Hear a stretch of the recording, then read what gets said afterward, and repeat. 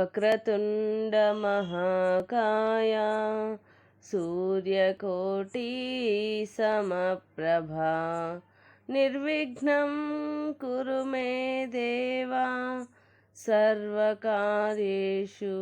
సర్వదా. గురుబ్రహ్మా గురుర్విష్ణుః గురుర్దేవో మహేశ్వరః గురుః సాక్షాత్ పరబ్రహ్మ తస్మై శ్రీ గురవే నమః.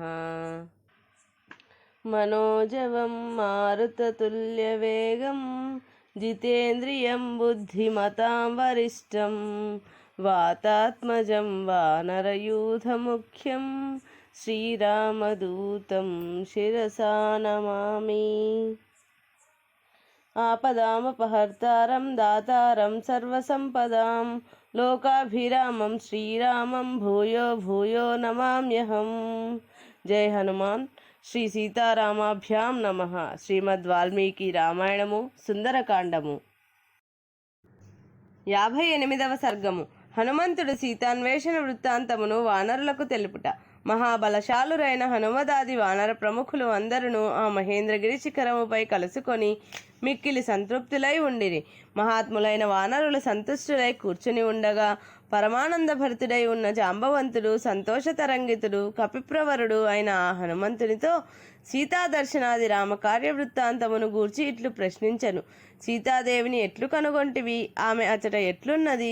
ఆ సాధ్వీయడ క్రూర కర్ముడైన రావణుని ప్రవర్తన ఎట్టిది? ఓ మహాకపీశ్వర, ఈ విషయములనన్నిటినీ యథాతథముగా వివరింపుము అన్నారు. సీతాదేవి జాడను ఎట్లు తెలుసుకొంటివి? ఆమె ఇచ్చిన సందేశమేమి?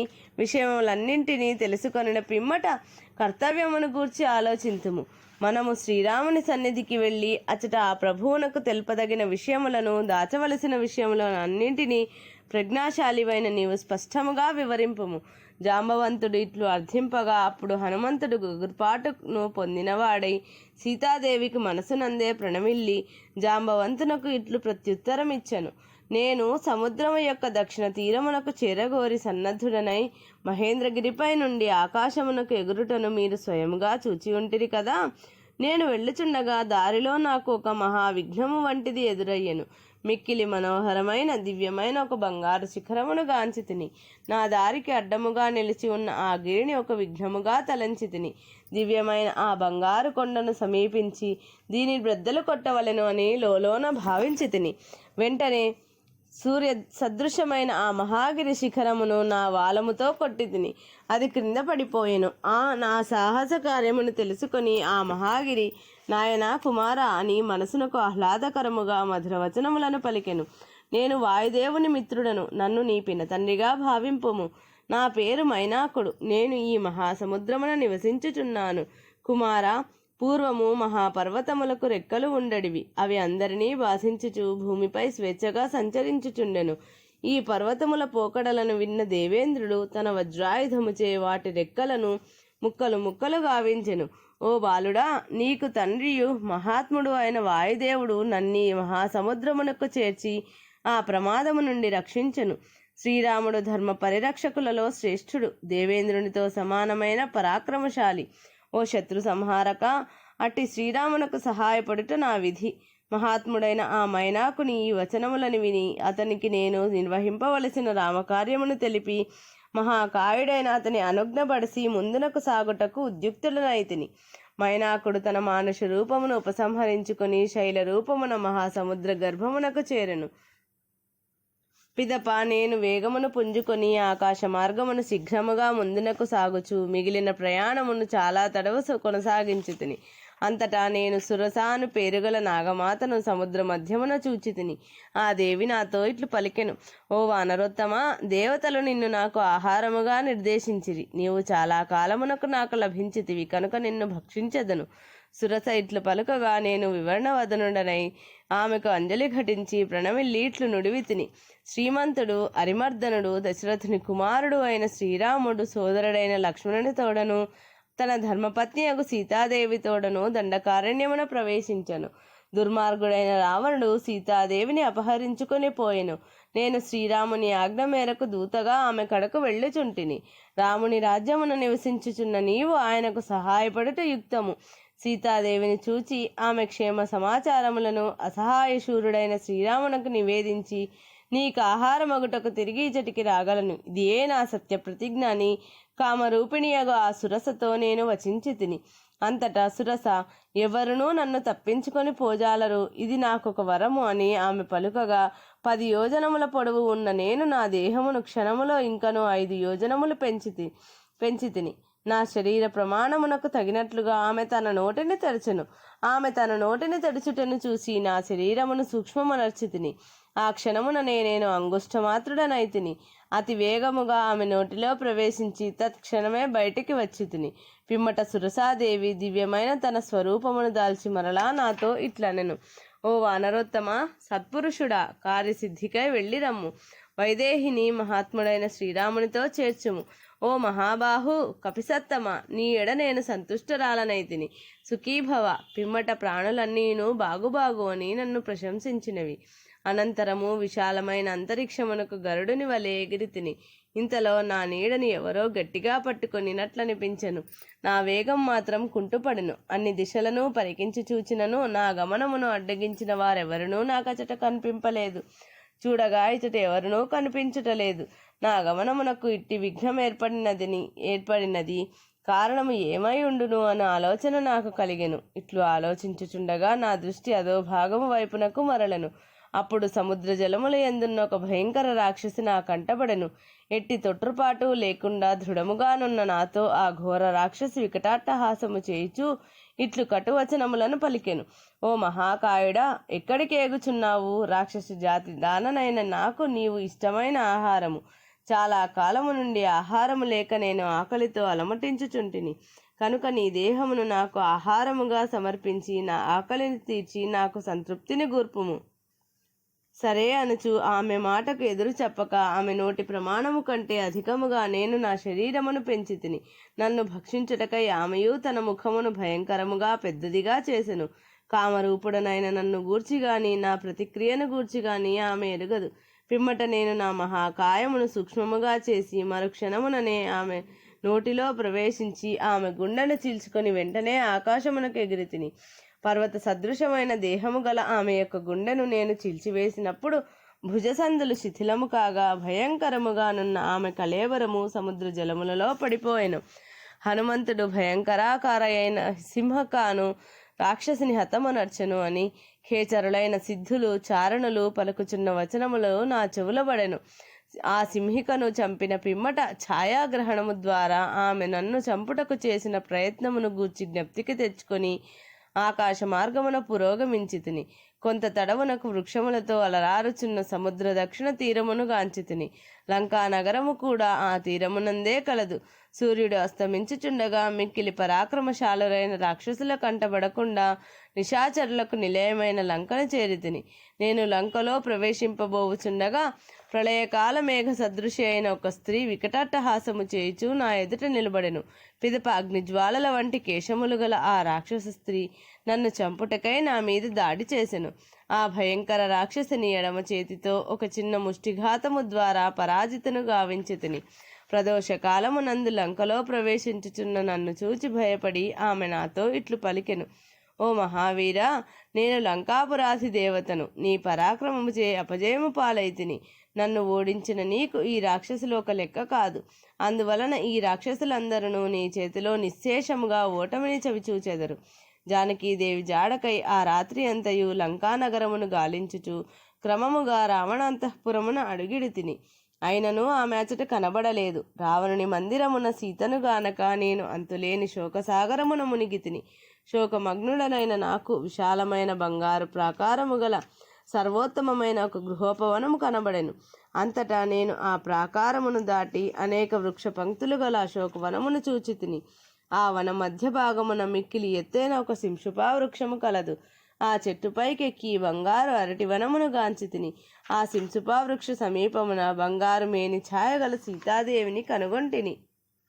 ఆమె నడి యవ్వనమున ఉండెను అని ఆమె కనులు తామర రేకుల వలె ఉండెను. ఉపవాసములచే ముఖము వాడి ఉండెను. ఒకే వస్త్రమును ధరించి ఉన్న ఆమె కేశములు ధూళి ధూసరితములై ఉండెను. ఆమె శోక సంతాపములచే దీనవదనయై ఉండెను. నిరంతరము పతిహితమును గూర్చియే ఆలోచించుచుండెను. భయంకర రూపములు కలిగి రక్త మాంసములను భక్షించునట్టి క్రూర రాక్షస స్త్రీలచే పరివృతమై ఉన్న సీతాదేవి ఆడు పులుల మధ్య చిక్కుపడి ఉన్న లేడి వలె ఉండెను. దుఃఖితయై ఉన్న ఆమెను రాక్షస స్త్రీలు మాటిమాటికిని భయపెట్టుచుండిరి. అట్టి సీతాదేవిని నేనచట చూచి తిని. తైల సంస్కారమునకు నోచుకొనని ఆమె కేశములు ఒకే జడగా ఏర్పడి ఉండెను. నిరంతరము భర్తనే స్మరించుచుండెను. నేలపై కూర్చొని ఉండెను. మంచు తాకిడికి పద్మం వలె ఆమె వివరణయై ఉండెను. రావణుని ఏవగించుకొనుచున్నదై ఆమె నిస్పృహతో తన తనువును త్యజించుటకు నిర్ణయించుకొనెను. ఎట్టకేలకు లేడి వంటి చూపులు గల సీతాదేవిని నేను శీఘ్రముగా కనుగొంటిని.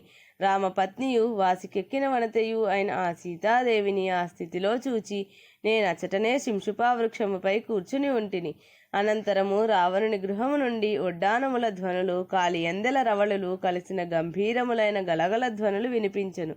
అంతటా నేను మిక్కిలి కలత చెందినవాడనై నా రూపమును చిన్నదిగా చేసుకుని శింషుపా వృక్షముపై ఆకుల చాటున పక్షివలే దాగి ఉంటిని. పిమ్మట మహాబలశాలియగు రావణుడు అతని భార్యలు సీతాదేవి ఉన్న ప్రదేశమునకు వచ్చిరి. సౌందర్యవతి అయిన సీతాదేవి రాక్షస ప్రభు అయిన రావణుని గాంచిన వెంటనే ఊరువులను దగ్గరకు ముడుచుకొని వక్షస్థలమును తన బాహువులతో కప్పుకొనెను. ఆమె దిగులుతో తత్తరపడుచు అటునిటూ చూచుచుండెను. వ్రతదీక్షలోనున్న ఆ దేవి ఏ విధమైన రక్షణయు లేదని వణుకుచుండెను. అంతటా మిక్కిలి దుఃఖితయై ఉన్న జానకీదేవి ఎదుట దశకంఠుడు శిరస్సు వంచి నేలపై రాలి ఇట్లనెను: ఓ సీత, నా ప్రేమను ఆదరింపుము. ఇట్లు పలుకుచున్న రావణుని సీతాదేవి తిరస్కార భావముతో చూచెను. అప్పుడు రావణుడు క్రుద్ధుడై, ఓ గర్విష్ఠురాలా, ఒకవేళ నీవు అహంకారముతో నన్ను ఆదరింపనిచో 2 మాసముల తర్వాత నీ రక్తమును త్రాగెదను. దుర్మార్గుడైన ఆ రావణుడు పలికిన ఈ మాటలను విని సీతాదేవి మిక్కిలి క్రుద్ధురాలై పాతివ్రత్య తేజస్సుతో కూడిన ఉత్తమ వచనములను ఇట్లు నుడివెను: ఓ రాక్షసాధమా, నేను మిక్కిలి తేజశాలి అయిన శ్రీరాముని భార్యను, ఇక్ష్వాకు వంశ ప్రభు అయిన దశరథుని కోడలను. అట్టి నన్ను దుర్భాషలాడుచున్న నీ నాలుక తెగి ఏల నేలపై పడుట లేదు. ఓరి దుష్టుడా, నా భర్త నా సమీపమున లేనప్పుడు ఆ మహామహుని కన్నుగప్పి దొంగవలే నన్ను అపహరించుకొని వచ్చిన నీ పరాక్రమం ఏపాటిది? నీవు ఏ విధముగాను శ్రీరామునితో సమానుడవు కాజాలవు. నీవు ఆయనకు దాసుడవగటకు అనర్హుడవు. ఆ రఘువంశ ప్రభువు అజేయుడు, సత్యవాక్ పరిపాలకుడు, యుద్ధమున సాటిలేని వీరుడు, సమరమున ఎవరినీ విడిచిపెట్టడు. శత్రువులు సైతం ఆయన రణకౌశలమును మెచ్చుకొందురు. సీతాదేవి పలికిన ఈ పరుషవచనములకు రావణుడు కోపముతో చితాగ్ని వలె మండిపడెను. అంతటా అతడు క్రూరముగా గ్రుడ్లురుముచు తన కుడి చేతి పిడికిల్ని పైకెత్తి మైథిలిని చంపుటకు ఉద్యుక్తుడాయెను. అప్పుడు అచటి స్త్రీలందరూ హాహాకారముల ఉనర్చిరి. ఆ దుష్టిని భార్య అయిన మండోదరి స్త్రీల మధ్య నుండి ముందునకు వచ్చెను. ఆమె అతని సమీపమున చేరి ఆ కామాతురిని వారించుచు మధుర వచనములనిట్లు పలికెను: పరాక్రమమున దేవేంద్రుని వంటి వాడా, సీతాదేవితో నీకేమి పని? ఆర్య, నాతో రమింపుము. ఏ విధముగాను సీత నాకంటే అందగత్తె కాదు. ఓ ప్రభు, దేవగంధర్వ యక్ష కన్యలతో నీవు హాయిగా క్రీడింపుము. వీరు ఇందరుండగా సీతక ఏలా ఆరాటపడదువు? అనంతరము మండోదరితో సహా ఆ స్త్రీలందరూ మహాబలశాలి అయిన ఆ నిశాచరుణ్ణి ప్రసన్నునిగా చేసుకొని వెంటనే తమతో అతనిని ఆయన భవనమునకు తీసుకుని వెళ్ళిరి. ఆ రావణుడు వెళ్ళిన పిమ్మట వికృతాననలైన రాక్షస స్త్రీలు అందరూ క్రూరములైన పరుషవచనములతో సీతాదేవిని మిక్కిలి భయపెట్టసాగిరి. సీతాదేవి వారి మాటలను గడ్డిపోచ క్రింద పరిగణించెను. వారి గర్జనలనన్నియును ఆమె ఏమాత్రము పనిచేయకపోయెను. పచ్చి మాంసమును భక్షించడి ఆ రాక్షస స్త్రీలు తమ గర్జనలు అన్నీయూ వృధా కాగా ఏమీయూ చేయజాలక సీతాదేవి యొక్క దృఢ నిర్ణయమును రావణునకు నివేదించిరి. పిదప ఆశలు వదులుకొని చేష్టలు ఉడిగిన వారై వారందరూ కలిసి ఆమె చుట్టూను చేరి నిద్రలో మునిగిరి. ఆ రాకాసి మూకలు గాఢ నిద్రకు లోను కాగా పతిహితమునే కోరునట్టి సీతాదేవి దీనురాలై జాలి గొలుపునట్లు విలపించి మిక్కిలి దుఃఖించుచు కన్నీరు మున్నీరుగా శోకించెను. ఆ రక్కసి మూకల మధ్య నుండి త్రిజట అను ఆమె వారితో ఇట్లనెను: సీతాదేవి జనక మహారాజు కూతురు, దశరథుని కోడలు. ఆ మహాసాధ్విని చంపుటకు ఎట్టివారికిని సాధ్యము కాదు. అంతగా అవసరమగుచో మీ ఆకలిని తీర్చుకొనుటకై మిమ్ములను మీరే భక్షింపుడు. ఈరోజు నేనొక కలగంటిని. అది భయంకరమైనది, గగురుపాటు కూర్చున్నది. అది రాక్షసుల వినాశమును, సీతాపతియగు శ్రీరాముని జయమును సూచించుచున్నది. ఆ శ్రీరాముని నుండి రాక్షస స్త్రీలను రక్షించుటకు ఈమెయే సమర్థురాలు కనుక మనము ఈమెను వేడుకొనుటయే సముచితమని నాకు అనిపించుచున్నది. దుఃఖితులైన వారి విషయమున ఎవ్వరికైనను ఇట్టి కల వచ్చినచో ఆ దుఃఖితుల అవస్థలు దూరమొగటయే కాక వారికి మిక్కిలి ఉత్తమ సుఖములు కలుగును. జనకుని కూతురైన మైథిలి నమస్కరించినంత మాత్రముననే ప్రసన్నురాలగును. ఈ మహాప్రమాదము నుండి మన రాక్షస స్త్రీలను రక్షించుటకు ఈమెయే అర్హురాలు. అనంతరము భర్తకు విజయము కలుగును అను స్వప్న సూచనకు సంతసించినదై ఆ సీతాదేవి బిడియపడుచు ఇట్లు పలికెను. అది ఏ తథ్యమగుచో మీకు నేను అభయమిత్తును. సీతాదేవి యొక్క అట్టి ఆ దారుణ దశను చూచి నేను పరాక్రమవంతుడనైనను మిక్కిలి దుఃఖాక్రాంతుడనైతిని. ఎంతగా ఆలోచించినను నా మనసు ఊరట చెందలేదు. జానకీదేవితో మాట్లాడుటకు తగిన ఉపాయమును గూర్చి నేను ఆలోచించి తిని. పిమ్మట ఇక్ష్వాకు వంశ ప్రభువుల ఔన్నత్యమును గూర్చి వర్ణించి తిని. రాజర్షి గణపరంపరను గూర్చి నేను నుడివిన ఆ పలుకులను ఆమె వినను. నేత్రములు అశ్రుపూర్ణములు కాగా సీతాదేవి నాతో ఇట్లనెను. ఓ వానరోత్తమ, నీవు ఎవరు? నిన్ను పంపినదెవరు? ఇచ్చటికి ఎట్లు వచ్చితివి? నీకు రామునితో మైత్రి ఎట్లు పొసగినది? మొదలగు విషయములను పూర్తిగా వివరింపుము. ఆమె నుడివిన ఆ మాటలను విని నేను ఆమెతో ఇట్లు వచించి తిని. ఓ దేవి, సుగ్రీవుడను వానర ప్రభువు నీ భర్త అయిన శ్రీరామునకు సహాయకుడు. అతడు మహాబల పరాక్రమ సంపన్నుడు. నేను ఆ సుగ్రీవునకు భృత్యుడను. నా పేరు హనుమంతుడు. అసహాయ శూరుడును. నీకు భర్తయు అయిన శ్రీరామచంద్ర ప్రభువు నిన్ను వెదకుటకై పంపగా నేను ఇచ్చటికి వచ్చి తిని. ఓ పూజ్యురాలా, పురుషోత్తముడు శ్రీమంతుడు అయిన శ్రీరాముడు ఆనవాలుగా ఈ అంగుళీయకమును నీకిమ్మని స్వయముగా ఇచ్చెను. ఓ దేవి, నేనేమి చేయవలయనో దయతో ఆజ్ఞాపింపుము. రామలక్ష్మణుల సన్నిధికి నిన్ను చేర్చగలను. నీ ఆదేశమేమి?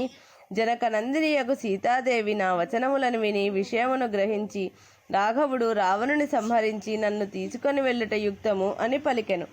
పూజ్యురాలైన సీతాదేవికి సాష్టాంగదండ ప్రణామం ఆచరించి శ్రీరాముని మనస్సునకు ఆహ్లాదమును గూర్చడి ఆనవాళ్ళని ఇమ్మని అర్థించి తిని. అంతటా సీతాదేవి, సర్వోత్కృష్టమైన ఈ చూడామణిని గ్రహింపము.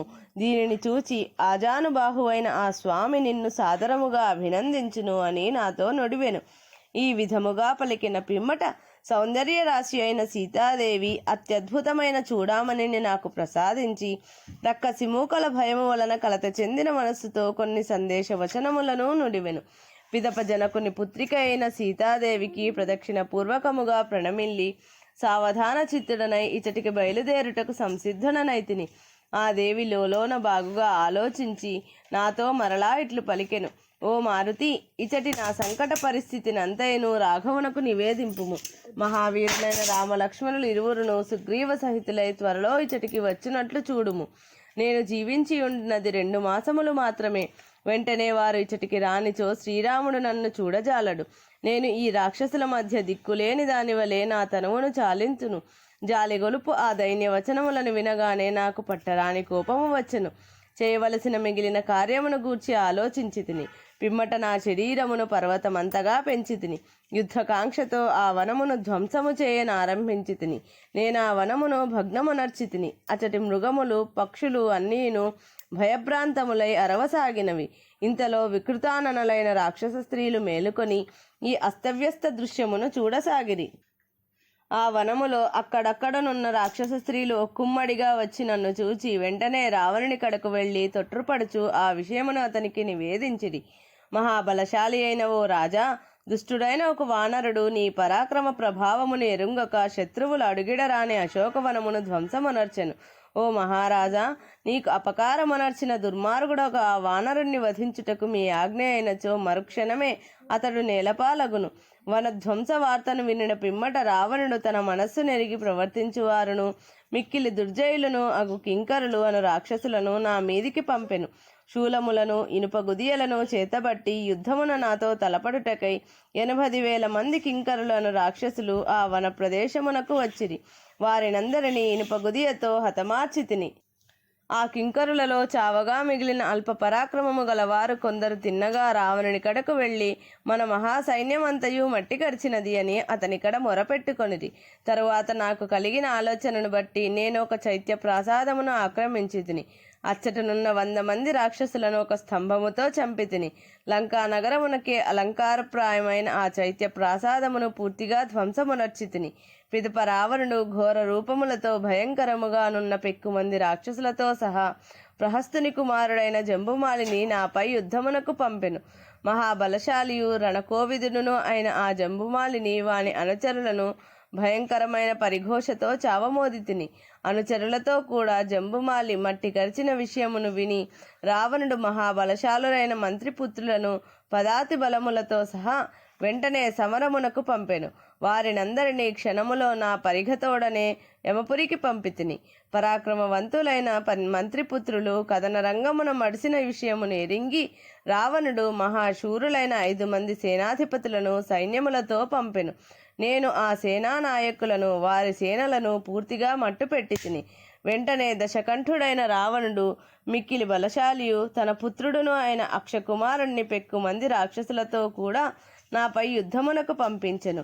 మండోదరి సుతుడును రణశూరుడును అయిన ఆ అక్షకుమారుడు డాలును ఖడ్గమును చేబూని ఆకాశమునకెగిరెను. వెంటనే నేను అతని పాదములను చిక్కించుకొని వారిని 100 సార్లు త్రిప్పి రావణుని వైపు విసిరివేసి తిని అతడు నేల కొరిగి పిండి పిండి ఆయను. నా చేతిలో అక్షకుమారుడు కూడా హతుడైన విషయమును విని దశకంఠుడైన రావణుడు మిక్కిలి క్రుద్ధుడై మహాబలశాలియు యుద్ధోన్మత్తుడును అయిన ఇంద్రజిత్తు అను మరియొక కుమారుణ్ణి నా మీదకు రణము నడుచుటకు ఆజ్ఞాపించెను. నేను రాక్షస ప్రముఖుడైన ఆ ఇంద్రజిత్తును అతని సమస్త బలములను రణరంగమున నిర్వీర్యమునర్చి ఎంతయో హర్షించి తిని రావణుడు గొప్ప విశ్వాసముతో మిక్కిలి మదించిన వీరులతో సహా పంపిన మహాబలశాలియు మహాబాహువు అయిన ఇంద్రజిత్తును అతని బలములను నేను ఎంతయో దెబ్బతీసి తిని ఆ ఇంద్రజిత్తు నన్ను అజేయునిగా ఎనింగి వెంటనే నన్ను బ్రహ్మాస్త్రముతో బంధించెను. అతని అనుచరులైన రాక్షసులు నన్ను త్రాళ్లతో కట్టివేసిరి. పిదప వారు నన్ను రావణుని కడకు తీసుకొని వెళ్ళిరి. దుష్టుడైన రావణుడు నన్ను చూచి నాతో సంభాషింపసాగెను. నా లంకా గమనమునకును ఆ రాక్షసులను వధించుటకును గల కారణములను అడిగెను. ఆ పనులనన్నింటినీ సీతాదేవి నిమిత్తమై చేసి తిని ఓ రాజా, ఆమెను దర్శించుటకై వచ్చి క్రమముగా నీ భవనమునకు చేరితిని. నేను వాయుదేవుని సుతుడను, వానరుడను. నా పేరు హనుమంతుడు. నేను శ్రీరాముని బంటును, సుగ్రీవుని సచివుడను. రాముని దూతగా నేను నీ కడకు వచ్చి తిని.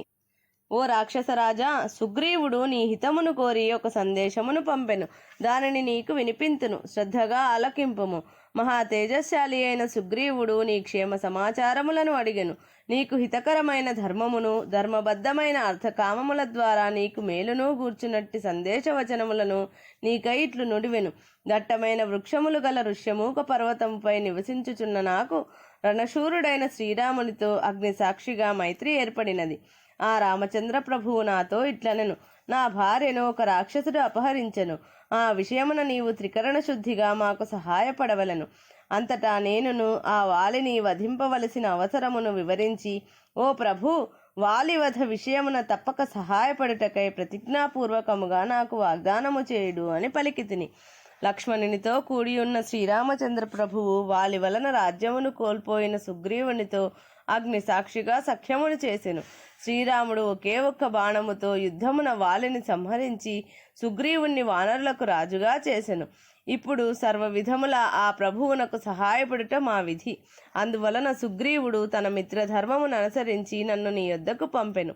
వీరులైన వానరులు మీ బలములను రూపుమాపక ముందే వెంటనే సీతాదేవిని శ్రీరామునకు అప్పగింపుము. వానరుల యొక్క బల ప్రభావములు ఇంతవరకును ఎరుగని వారెవరు? యుద్ధమున సహాయపడుటకై వారు ఆహూతులై దేవతల కడకు కూడా వెళ్ళుచుందురు. వానర రాజైన సుగ్రీవుడు ఈ సందేశమును నీకు పంపెను అని నేను రావణునితో నుడివితిని. వెంటనే అతడు క్రుద్ధుడై తన చూపులతో నన్ను దహించి వేయుచున్నట్లుగా నా వైపు చూచెను.